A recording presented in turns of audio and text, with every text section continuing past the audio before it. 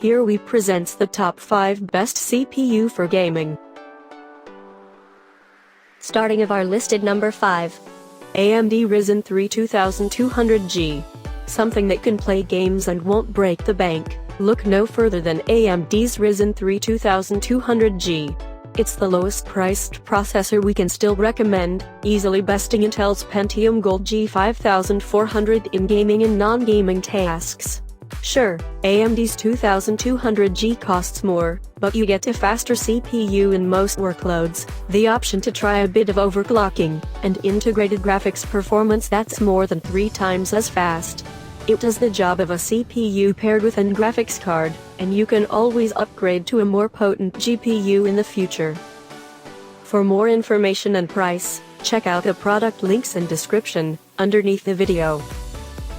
Coming in at number 4 of our list. AMD Ryzen 5 2600X. If you're after good gaming performance with an eye towards streaming and other multi-threaded uses, but you're working within a budget, AMD's Ryzen 5 2600X is an excellent choice. It delivers nearly the same gaming performance as the more expensive 2700X, thanks to similar stock clocks. For non-gaming tasks, it's also consistently faster than the similarly priced i5-8400, and you can overclock it slightly as a bonus. As with the Ryzen 7 2700 below, consider this a recommendation for either the Ryzen 5 2600X or the Ryzen 5 2600. Both are very similar, especially when overclocked. I measured only a small 50 MHz difference in maximum stable OC during testing between the two.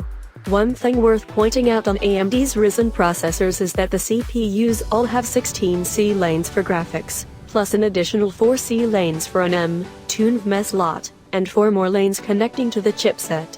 I've found in recent testing that the Spectre and Meltdown patches have reduced random I/O SSD performance quite a bit on Intel platforms, and AMD is largely unaffected.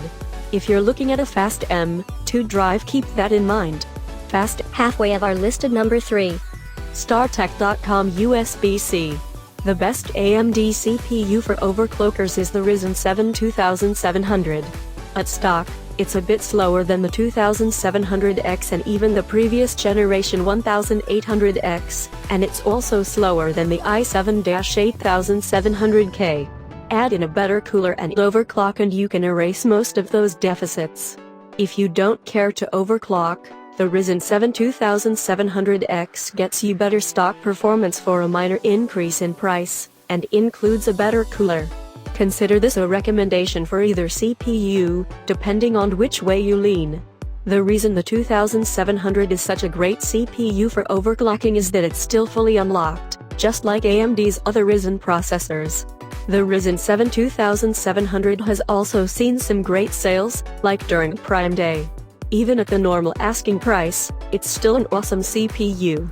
For non-gaming use, it's basically as fast as any of Intel's mainstream CPUs, and it's only noticeably slower in gaming if you're running a top-shelf GPU at 1080p. Number 2 of this list. Intel CM868,403,358,913 Core i5-8400T. Intel's 8th Gen Coffee Lake processors have pushed the desktop Core i5 from 4-core to 6-core territory, and the result is that the Core i5-8400 is an awesome CPU for gaming and other tasks. It has higher clock speeds than the previous generation, and generally matches the previous generation i7-7700K in performance.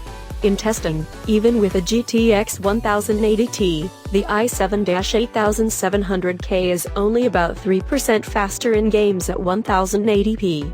The i5-8400 is also still faster than every Ryzen processors for pure gaming purposes. Granted, at 1440p and above the CPU isn't a major consideration, but the i5-8400 is fast and affordable, and you don't need to worry about overclocking to get the most out of the chip. Buy any compatible motherboard and you're basically set. And coming in at number 1 of our list. Intel Core i7-8700K. The Core i7-8700K has the highest stock clock speeds Intel has ever offered, with the only potential upgrade right now being the higher clocked and limited supply Core i7-8086K. Either way, you get 6 cores and a huge boost to overall processing power, making this the fastest mainstream Intel processor. Most games don't currently use more than 4 cores, but that's starting to change, and the additional computational power can be very useful for streaming and other background tasks. There are 2 main complaints against the i7-8700K. First, you'll need to buy your own cooler. Enthusiasts might do that regardless, but I'd love the option to get an appropriate cooler with a boxed CPU. The other complaint is that Intel's TIM can limit overclocking potential. I consider deleting and using liquid metal a great investment for long-term overclocking, as it provides a potential 15-20C drop in thermals.